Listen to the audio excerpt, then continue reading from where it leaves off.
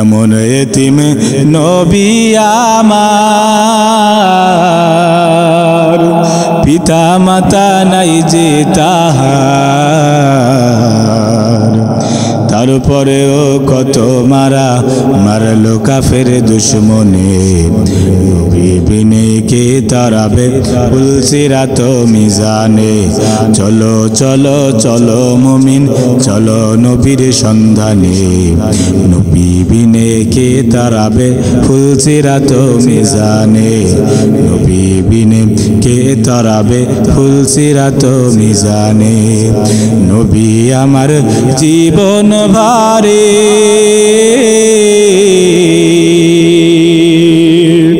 দিনের লাগি কষ্ট করে। নবী আমার জীবন ভারে, দিনের লাগি কষ্ট করে। দান শহীদ করিলেন উহুদেরই ময়দানে। নবী বিনে কে তারাবে ফুলসিরাত মিজানে। এরে আল্লাহর বান্দারা বলো, কোন নবীর আদর্শকে পালন করবা? কোন নবীর আদর্শকে তোমার জীবনের সাথে তুমি, কোন নবীর আদর্শকে তুমি তোমার জীবনের সাথে সেট করবা? এখন ভাবো। আরে আমি তো প্রায় জায়গায় বলি, দুনিয়ার ভিতরে নবীর আদর্শ ছাড়া, দুনিয়ার ভিতরে রাসূলের আদর্শ ছাড়া আল্লাহ তাআলার কাছে কোনোদিন সে প্রিয় হবে না। নিগাহে মুমিন সে তো বদল জাতি হে তাকদীর, निगाहे मुमिन से तो बदल जाती है तकदीर। ये बंदा की कुव्वत नहीं कुदरत का इशारा, ये बंदा की कुव्वत नहीं कुदरत का इशारा। ऐ मर्द खिरद तर्क मासी की ज़रूरत, ऐ मर्द खिरद तर्क मासी की ज़रूरत। अब सोहबत सालेह की सवा कोई नहीं चारा, अब सोहबत सालेह की सवा कोई नहीं चारात। मरदूद पीछे हमें खबर नहीं लेकिन, मरदूद पीछे हमें खबर नहीं लेकिन। ये बंदा की कुव्वत नहीं कुदरत का इशारा, ये बंदा की कुव्वत नहीं कुदरत का इशारा। কত যত্নের পাখি তুমি,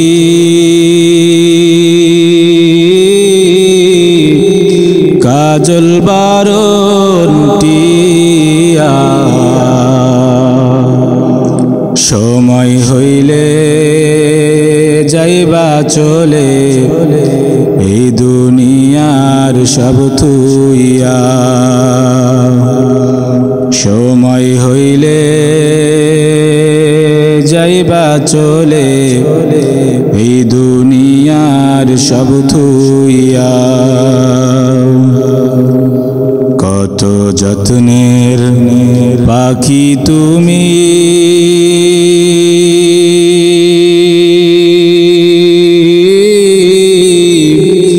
কাজল বারণ টিয়া।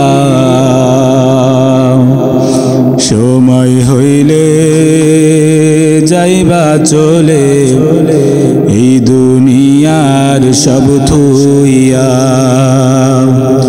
সময় হইলে যাইবা চলে এই দুনিয়ার সব থুইয়া।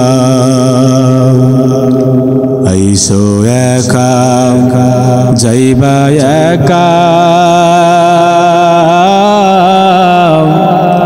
সঙ্গে কেহ যাইবে না।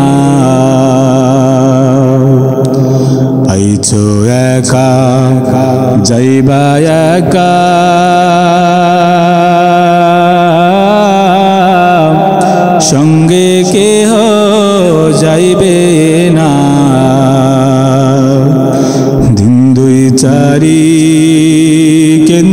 সবে কেউ তো ফিরে যাবে না।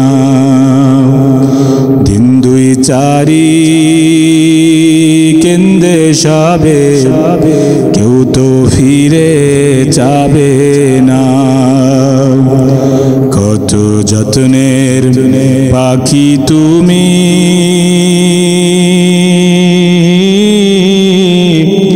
কাজল বারণ টিয়া, সময় হইলে যাইবা চলে এই দুনিয়ার সব থইয়া। কত যত্ন করতো তোমায়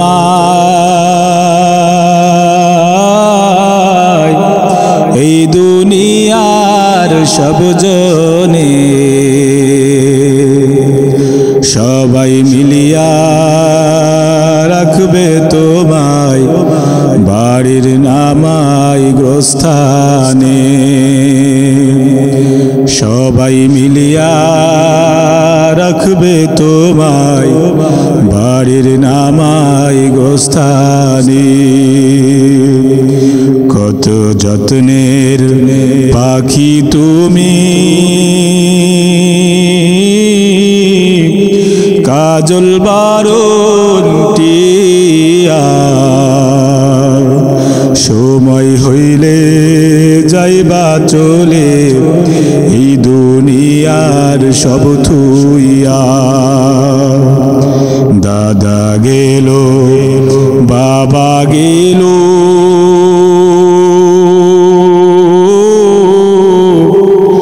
কেউ তো ফিরে এলো না।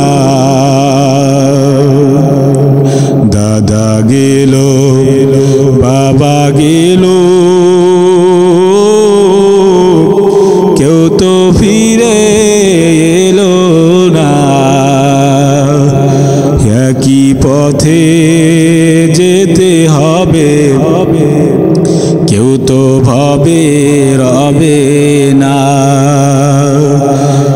একই পথে যেতে হবে, কেউ তো ভবে রবে না।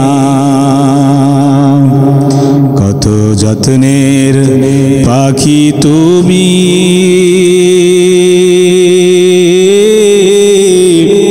কাজল বারণ টিয়া, সময় হইলে যাইবা চলে এই দুনিয়ার সব থুইয়া। সময় হইলে যাইবা চলে এই দুনিয়ার সব থুইয়া। ও যুবক আল্লাহর গোলামেরা, এই দুনিয়া চিরদিনের জায়গা না। কি মনে করেছো রে যুবক? মনে করতেছো তুমি দুনিয়ায় চিরজীবন থাকবা? এ বাবা, দুনিয়া কিন্তু তোমাকে রাখার জায়গা না। এই দুনিয়ায় এমন একটা জায়গা, আমি যত ইচ্ছা করি। দুনিয়া এমন এক নিষ্ঠুর জায়গা, দুনিয়া কিন্তু এক সময় আমাকে পাঠাইয়া দিবে। আমিও যদিও না যাইতে চাই, এই দুনিয়া কিন্তু আমাকে রাখবে না। আল্লাহ পাক রব্বুল আলামিন বলেন, ও দুনিয়ার বান্দারা, দুনিয়াতে আমি তোমাকে পাঠাইলাম, দুনিয়াতে আমি তোমাদেরকে পাঠাইলাম, ক্ষণস্থায়ী জীবন তোমাকে আমি দান করলাম। এই জীবন এমন কিছু মনে করো না তোমাকে আর কোনোদিন আমার কাছে আসতে হবে না। তোমাকে আমি স্বল্প সময় দুনিয়াতে পাঠাইলাম একমাত্র আমি আল্লাহ তাআলার ইবাদত করার জন্য। আমি আল্লাহ তাআলার ইবাদত করার পর আবার তোমাকে কিন্তু আমার কাছে ফিরে আসতে হবে। আল্লাহ পাক রব্বুল আলামিন বলেন, মা খলাকতুল জিন্না ওয়াল ইনসা ইল্লা লিয়াবুদুন। আমি মানুষকে দুনিয়াতে পাঠাইলাম একমাত্র আমার ইবাদত বন্দেগী করার জন্য। আর ও মানুষ, তোমরা ধারণা করেছো আর আমার কাছে আসবা না, এমনটা মনে করেছো, অথচ না না না না না, সুম্মা ইলাইনা তুরজাউন, আমি আবার আল্লাহর কাছে তোমাকে আবার ফিরে আসতে হবে। আল্লাহর কাছে আবার তোমার জীবনের সর্বহিসাব তোমাকে দিতে হবে। দুনিয়াতে তুমি আসছো, দুনিয়াতে আসার পর আল্লাহ পাক রব্বুল আলামিন তোমাকে হাত দান করলো, চোখ দান করলো, চলাফেরা করার জন্য পা দান করলো। আল্লাহ পাক রব্বুল আলামিন তোমাকে কথা বলার জন্য জবান দান করলো।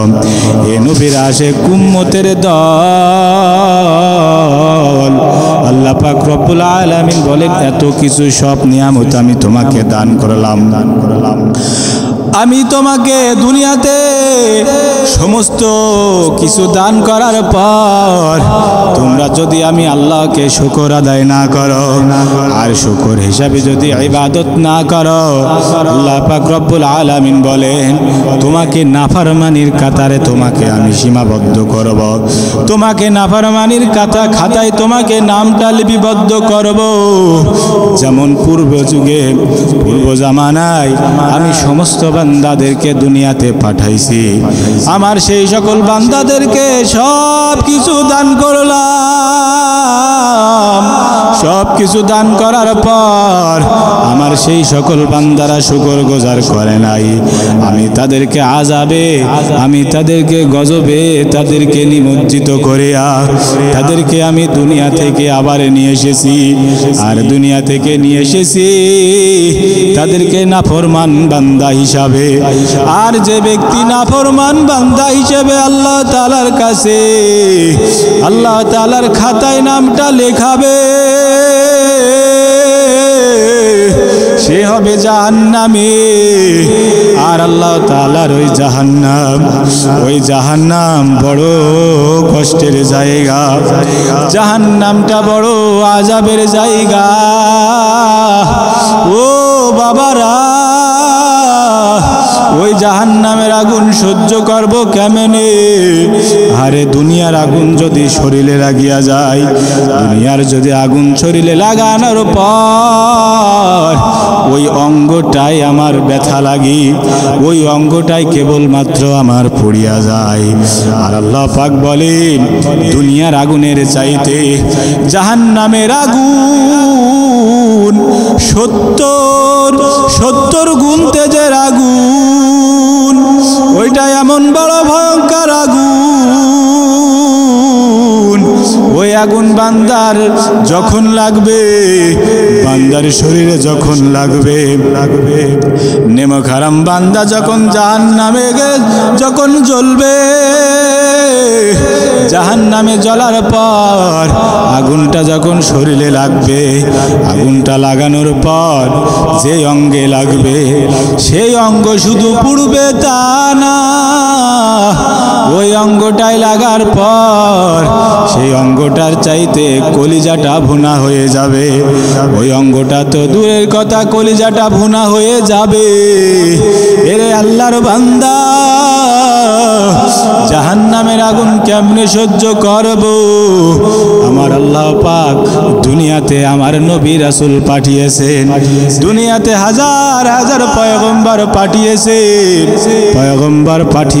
আর বলেছেন আমার এই পথ ভোলা মানুষদেরকে আল্লাহর দিকে ফিরে নিয়ে আসা, হিদায়েতের পথে ফিরে নিয়ে আসা। যারা আমার আল্লাহর নবীর কথাগুলো শুনেছে তারাই হলে সফল কাম। আর যারা আল্লাহর নবীর কথা শোনে নাই, নবীর দেখানো পথে চলে নাই, তারাই হবে জাহান্নামী। এরে নবীর উম্মতের দল। এই জন্য আল্লাহ পাক রব্বুল আলামিন বলেন, ও যুবকেরা, তোমরা যারা দুনিয়াতে নাফরমানি করতেছ, আল্লাহকে একটু স্মরণ করো, নবীকে স্মরণ করো, কোরআন সুন্নাহ অনুযায়ী চলো।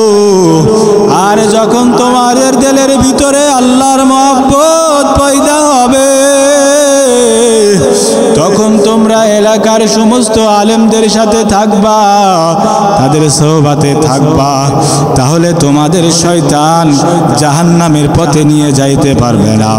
আল্লাহ পাক রব্বুল আলামিন কোরআনের ভিতরে বলতেছেন, ওয়াকুনু মা'আস সাদিকিন।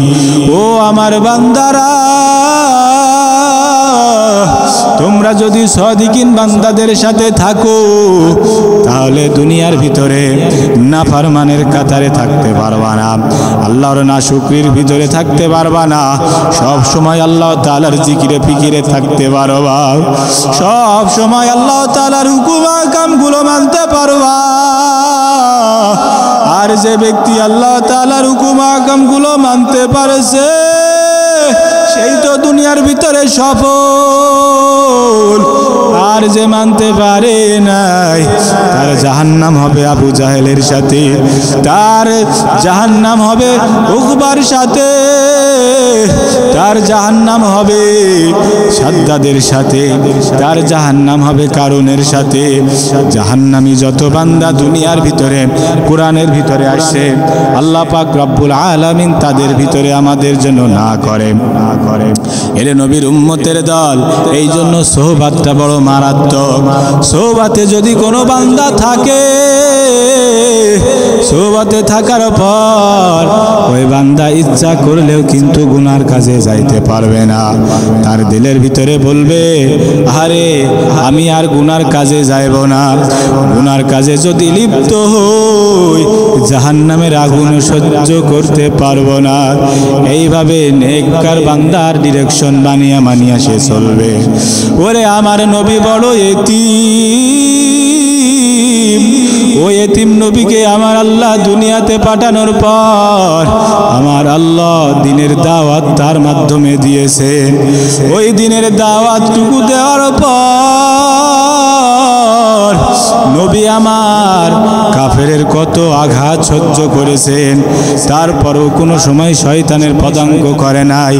ও যুবকেরা, তাহলে কেন আমরা সেই যুবকের, সেই উম্মতের যুবক হইয়া, সেই নবীর উম্মত হইয়া কেন আমরা শয়তানের পদাঙ্কন করব?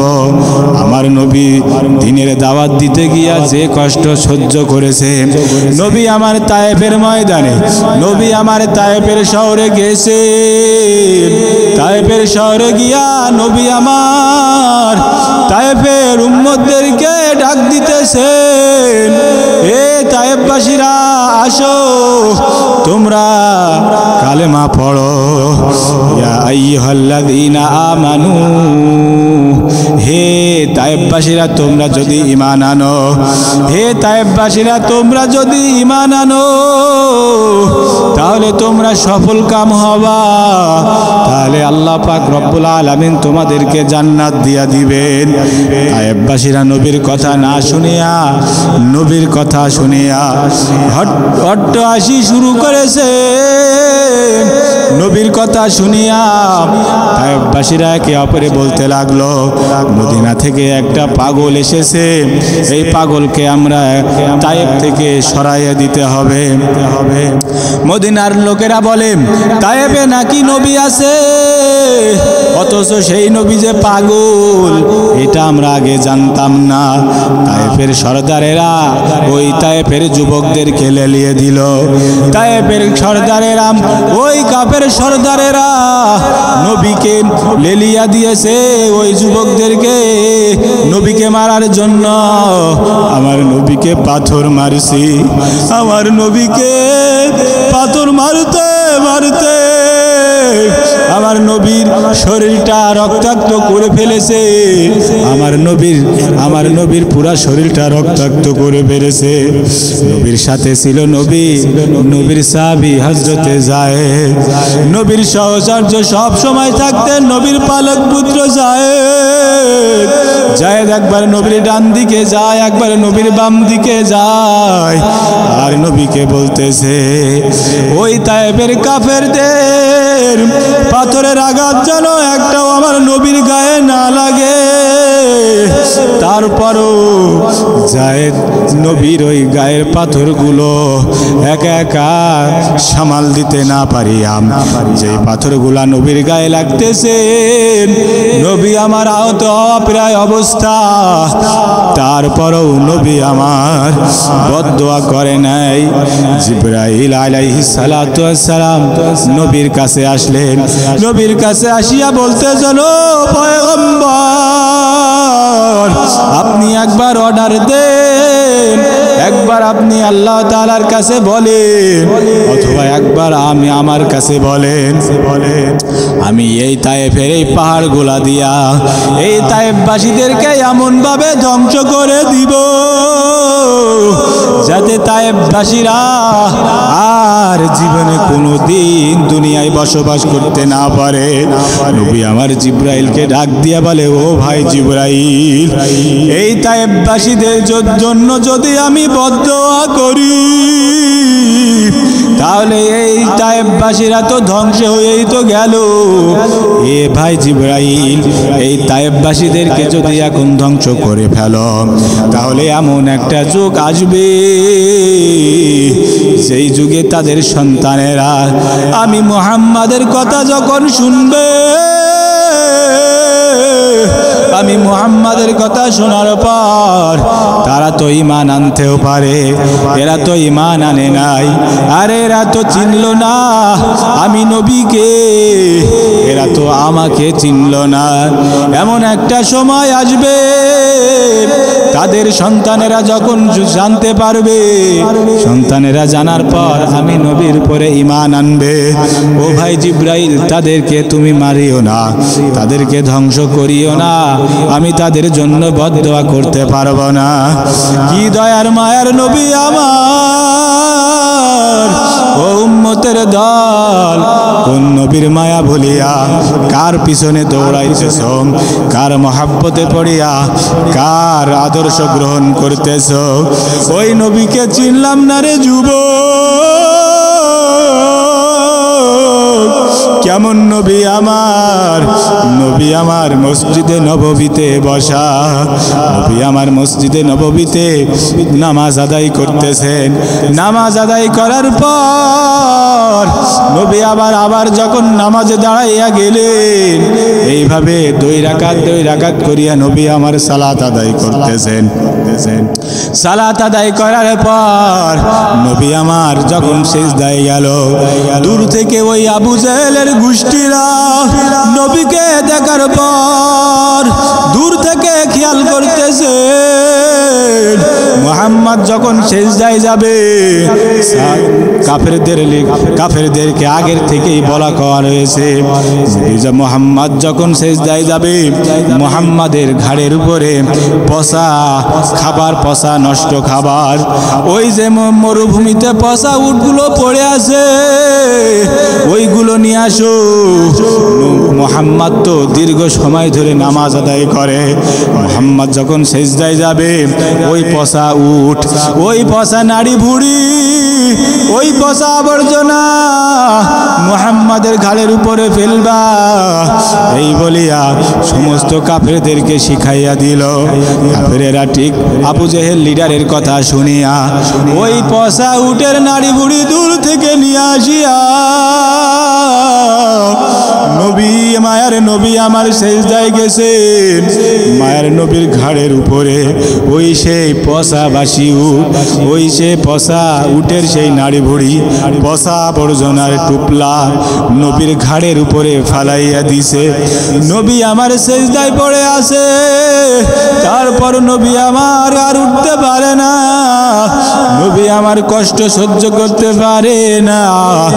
দূর থেকে মায়ের নবীর আদরের কন্যা ফাতেমা রাদিয়াল্লাহু তাআলা আনহা, ফাতেমা রাদিয়াল্লাহু তাআলা আনহা দূর থেকে যখন দেখলেন আব্বা জানের গায়ের উপরে ওই যে কাফেরেরা, ওই যে আবু জেহেলের গোষ্ঠীরা আমার আব্বা জানের ঘাড়ের উপরে ফসা উটের নাড়ি ভুড়িগুলো চাপায়া দিয়েছে। মায়ার নবীর আদরের কন্যা ফাতেমা দূর থেকে আব্বা আব্বা বলিয়া চিল্লায়া আব্বা আব্বা বলিয়া চিল্লায়া নবীর কাছে গেলে,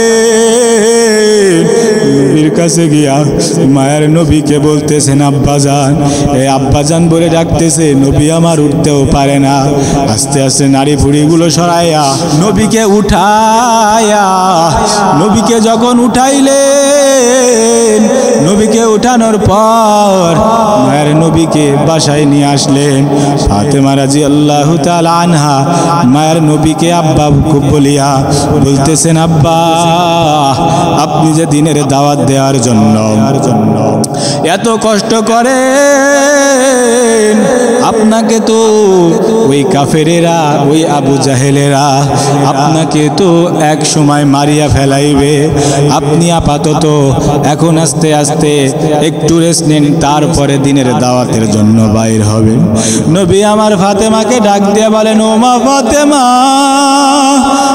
আল্লাহ পাক রব্বুল আলামিন আমাকে তো আরাম করার জন্য, বিশ্রাম করার জন্য আমাকে তো দুনিয়াতে পাঠায় নাই। আমি তো শেষ নবী। আমি যদি এখন দিনের দাওয়াতের জন্য, আমি যদি পথ ভোলা মানুষদেরকে যদি দিনের পথে ডাকিয়া আনার জন্য বাইর হয়ে না যায়, তাহলে তো আমার উম্মতেরা গুমরার ভিতরে থাকবে। আর আল্লাহ পাক রব্বুল আলামিন, আমার মায়ের আল্লাহ যখন আমাকে ডাক দিয়া বলবেন, ও আমার পয়গম্বর, আমি তোমাকে দুনিয়াতে পাঠাইলাম, দুনিয়াতে পাঠানোর পর তোমাকে আমি কিন্তু রেস্ট নেওয়ার জন্য পাঠাই নাই, বিশ্রাম করার জন্য পাঠাই নাই। আপনি কেন শরীরে বিলাসিতা করার জন্য কেন ঘুমাইয়াছিলেন? আমাকে যদি এইভাবে প্রশ্ন করা হয়, বলো মা ফাতেমা, আমি আল্লাহর কাছে কি জবাব দেব? মায়ার নবী আমার কত কষ্ট করেছেন, উহুদের ময়দানে দান মোবারক শহীদ করেছেন, তারপরও নবী আমার দিনের দাওয়াত দেওয়া ভোলে নাই, দিনের দাওয়াত দেওয়া থেকে পিছপা হয় না রে যুবক। মায়ার নবী আমার এতিম মায়ার নবী আমার শুধু উম্মতের জন্য পাগল তা নয়, মায়ার নবী আমার আবার এতিমদের জন্য পাগল। মায়ের নবী আবার এতিমদের জন্য বড় পাগল। মায়ের নবী এতিমদের বড় ভালোবাসতেন। মায়ের নবী হঠাৎ একদিন মসজিদে রওনা, মসজিদে যাইতেছে।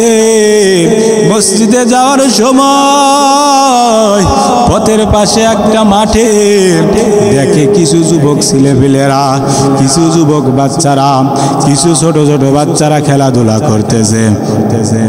নবী আমার হাঁটতে হাঁটতে যায়, যাওয়ার পর কিছু দূরে তাকিয়ে দেখে ছোট্ট আর একটা বাচ্চা জীর্ণ শীর্ণ অবস্থায় বসে আছে, সে খেলাধুলা করতেছে না। ওই বাচ্চা ওই খেলাধুলা যুবকদের দিকে তাকিয়ে আছে। মায়ের নবী আমার কাছে গেলেন, কাছে গিয়া বলতেছো, বাবা তুমি এইভাবে কেন বসে আছো? তুমি তাদের সাথে কেন খেলাধুলা করতেছো না? তোমার গায়ে জামা কাপড় নেই কেন? মায়ের নবী আমার যখন বলে, যুবকটা তখন হাউ মাউ করে কান্দে আর বলে, ও নবী, আমি বড় এতিম, আমার তো দুনিয়াতে মাও নাই, বাবাও নাই। এই কথা বলার পর মায়ের নবীও কেঁদে ফেললো। মায়ের নবী ছেলেটাকে বলল, বাবা তুমি আর কাঁদবা না, তুমি আর কাঁদবা না। মায়ের নবী ওই বাচ্চাটাকে হাত ধরলেন, হাত ধরিয়া কোলে তুলিয়া মায়ের নবী ওই ছেলেটাকে বাসার দিকে, উল্টা বাসার দিকে ফিরিয়া নিয়ে আসলেন। মসজিদে আর গেলেন না, এসে আম্মাজান আয়েশা সিদ্দিকার ঘরে প্রবেশ করলেন। আম্মাজান আয়েশা সিদ্দিকাকে বললেন, ও আমার আয়েশা, এই যে ছেলেটাকে নিয়ে আসলাম, এই ছেলেটার মাও নাই, বাবাও নাই, নাই, আমার মতো এই ছেলেটাও এতিম। ও আয়েশা, ঘরে যে কাপড় আছে ওই কাপড় দিয়া এই ছেলেটার একটা কাপড় বানায়া দাও, এই ছেলেটার একটা জামা বানায়া দাও।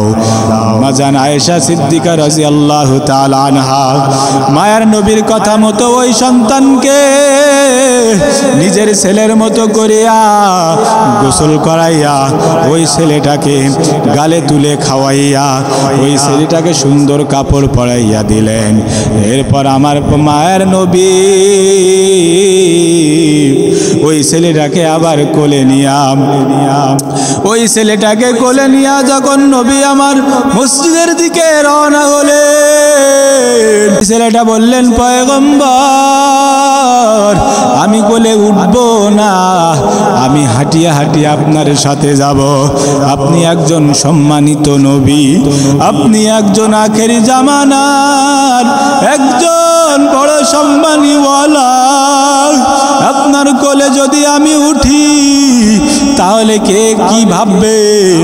মায়ের নবী ছেলেটাকে বললে, ও বাবা আমিও তোমার মতো এতিম, কে কি বলবে তুমি এই চিন্তা করিও না, আসো তুমি আমার ঘাড়ে উঠো। মায়ের নবী ছেলেটাকে সুন্দর করে ঘাড়ে তুলিয়া নিলেন। কাঁধে তুলিয়া নেওয়ার পর ওই ছেলেটাকে মসজিদে নিয়ে রওনা দিলেন।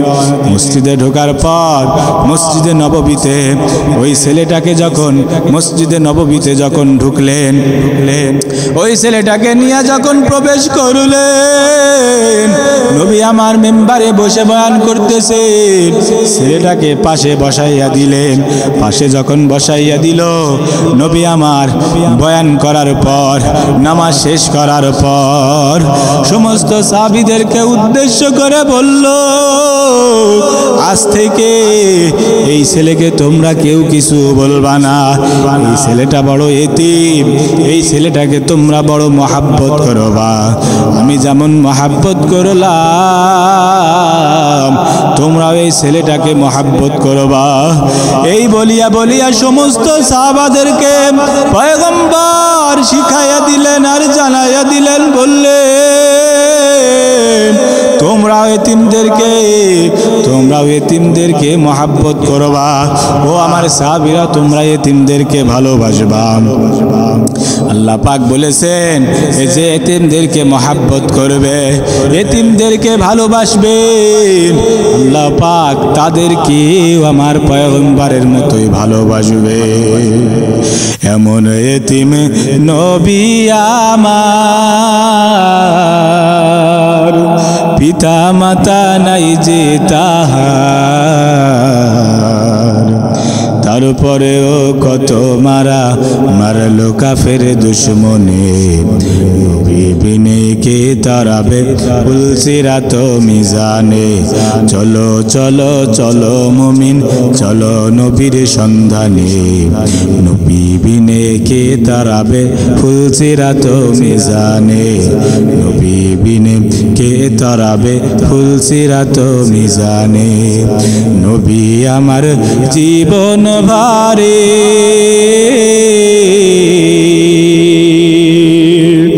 দিনের লাগি কষ্ট করে, নবী আমার জীবন ভারে দিনের লাগি কষ্ট করে। দান শহীদ করিলেন উহুদেরই ময়দানে, নবী বিনে কে তারাবে ফুলসিরাত মিজানে। এরে আল্লাহর বান্দারা বলো, কোন নবীর আদর্শকে পালন করবা? কোন নবীর আদর্শকে তোমার জীবনের সাথে তুমি, কোন নবীর আদর্শকে তুমি তোমার জীবনের সাথে সেট করবা? এখন ভাবো। আরে আমি তো প্রায় জায়গায় বলি, দুনিয়ার ভিতরে নবীর আদর্শ ছাড়া, দুনিয়ার ভিতরে রাসূলের আদর্শ ছাড়া আল্লাহ তাআলার কাছে কোনোদিন সে প্রিয় হবে না, আল্লাহ তাআলার কাছে সে কোনোদিন মহাব্বতের হবে না। আর আরে তুমি দুনিয়াতে যতই তুমি শেখ মুজিবের আদর্শ গ্রহণ করো, দুনিয়ার ভিতরে তুমি যতই ওই যে জিয়াউর রহমান তার আদর্শ গ্রহণ করো, আমার আল্লাহ তাআলার কাছে এই আদর্শের কোনো দাম নাই। আমার আল্লাহ তাআলার কাছে আদর্শের দাম হলো আমার নবী। আল্লাহ পাক রব্বুল আলামিন বলেন, লাকাদ কানা লাকুম ফি রাসূলিল্লাহি উসওয়াতুন হাসানা। রাসূলের আদর্শই হলো উত্তম আদর্শ। এর নবীর উম্মতের দল তোমাদের হাতে পায়ে ধরে বলে, আসো নবীর আদর্শকে তোমরা তোমাদের জীবনের সঙ্গী বানাও। দুনিয়ার সব মত, সব আদর্শ সবগুলো বিলীন করে দাও, সবগুলো বাদ দিয়া দাও। এই যে যত বক্তারা আছে, সব বক্তার ভিতরে, সমস্ত আলোচকের ভিতরে একজন আলোচক আছেন, সে হাতে ধরে পায়ে ধরে বলে, বাবারা তোমরা মুখে দাড়ি রাখো, রাসূলের সুন্নাহ, তোমরা রাসূলের সুন্নাহ মতো দাড়ি রাখো, রাসূলের সুন্নাহ মতো জুব্বা গায়ে লাগাও, রাসূলের সুন্নাহ মতো মাথায় টুপি দাও, রাসূলের সুন্নাহ মতো তোমরা নামাজ আদায় করো, রাসূলের সুন্নাহ অনুযায়ী তোমরা জিকির আজকার করো। হাফিজুর রহমান সিদ্দিকী, এই যে হাফিজুর রহমান সিদ্দিকী, শায়েখে কুয়াকাটা বললেই দুনিয়ায় সবাই তাকে চেনে। এই শায়েখে কুয়াকাটা, আমি তার বয়ান শুনে শুনে দেখেছি, তার বয়ানের ভিতরে একটাও অন্য কোনো আদর্শ বাস্তবায়ন করার মতো বয়ান নাই। তার একটাই মিশন, তার একটাই দায়িত্ব, দুনিয়ার ভিতরে নবীর আদর্শ বাস্তবায়ন করা। আল্লাহর হুকুম মতো সমস্ত উম্মতকে, সমস্ত বান্দাদেরকে, সমস্ত আল্লাহর বান্দা যুবকদেরকে হাতে ধরে আর পায়ে ধরে বলে, শায়েখে কুয়াকাটা বলে, আসো বাবা আসো, আমি যে বয়ান করি এই বয়ানটা আমার কোনো ক্রেডিট না, এই যে বয়ান করি এই বয়ানটা আমার কোনো বাপের দেওয়া না, আমার এই বয়ান, আমার এই কথাবার্তা একমাত্র আল্লাহ তাআলার পক্ষ থেকে হয়। আল্লাহ তাআলা আমাকে তৌফিক দিয়েছেন, এই জন্য আমি তোমাদেরকে বলে বলে শোনাই। আর একটাই, আমার মা বাবার দোয়া, মা বাবার দোয়া ছাড়া আমি এই পর্যন্ত আসতে পারতাম না। এ নবীর আশিক, ও নবীর উম্মতের দল, এ যুবক বাবারা, আমিও সেই সুরে, সেই কথা, সেই লাহানি কথা তোমাদেরকে বলে যাই। এ যুবক বাবারা, ফিরে আসো, ফিরে আসো।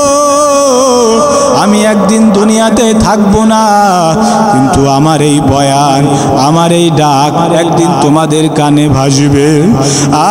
আর তোমরা বলবে, ওই যে মুফতি কিফায়েতুল্লাহ, সেও আমাদের ডাকতো, সেও যুবকদেরকে ডাকতো, সেও হাতে পায়ে ধরিয়া নবীর তরিকা মানিয়া আল্লাহ তাআলার কোরআনের দিকে ডেকে ডেকে নিয়ে আসতো। এ বাবা, এটাও আমারও কোনো ক্রেডিট না, এটাও আমার হাতে বানানো কোনো কিছুই না। আল্লাহ তাআলা যদি কবুল না করতে, আমিও আপনাদের সামনেও বয়ান করতে পারতাম না, আমিও আপনাদের সামনে বয়ান করতে পারতাম না। আমিও আপনাদের কাছে দোয়া চাই, আপনারাও আমার জন্য দোয়া করেন, আমিও আপনাদের জন্য দোয়া করি।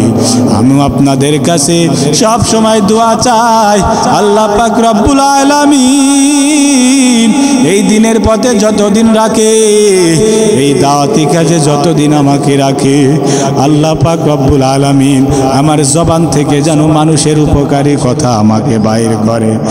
আর আল্লাহ পাকের কথা মতো আমি যেন আপনাদেরকে বলে শোনাইতে পারি, আর বলতে পারি, এ নবীর উম্মত, তোমরা ভালো কাজের দিকে আসো, খারাপ কাজ থেকে ফিরে যাও। ফাহশা আর মুনকার, এই সব কথাগুলা, এই সব ভালো কাজের দিকে আদেশ আর অসৎ কাজের নিষেধ যেন আমি আপনাদেরকে এইভাবে বলে বলে দিতে পারি। আমি দোয়া চাই, আপনাদের জন্য দোয়া করি।